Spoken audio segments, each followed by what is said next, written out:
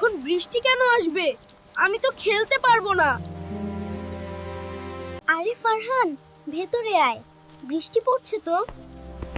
বৃষ্টিকে এভাবে সব নষ্ট হয়ে গেল বলতে নেই।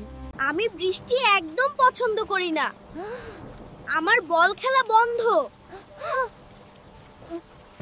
কি হয়েছে আমার দুষ্ট ছেলের? বৃষ্টি দেখেই এত রাগ?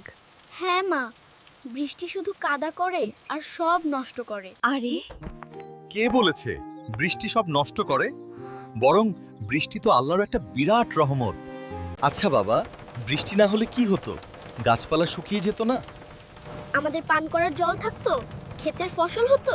ঠিক। তাই বৃষ্টি দেখলে আমরা রাগ করব না, বরং আমরা আল্লাহকে ধন্যবাদ দেব এবং চাইব যেন এই বৃষ্টিটা উপকারী বৃষ্টি হয়। যখন প্রথম বৃষ্টি পড়ে তখন একটি সুন্দর দোয়া পড়তে হয়। সবাই আমার সাথে বলো, আল্লাহুম্মা সাইয়্যিবান নাফিয়ান। আল্লাহুম্মা সাইয়্যিবান নাফিয়ান। এর মানে হলো, হে আল্লাহ, এটিকে উপকারী বৃষ্টিতে পরিণত করুন। আল্লাহুম্মা সাইয়্যিবান নাফিয়ান। বাহ, এটা তো খুব সহজ দোয়া। বাবা, আমি এখন থেকে খেলা বন্ধ হলেও মন খারাপ করব না। Good boy Farhan. চল, এখন বৃষ্টি দেখতে দেখতে আমরা একসাথে একটা গল্প পড়ি। একদম ঠিক। আল্লাহর রহমতকে সবসময় হাসি মুখে বরণ করে নিতে হয়।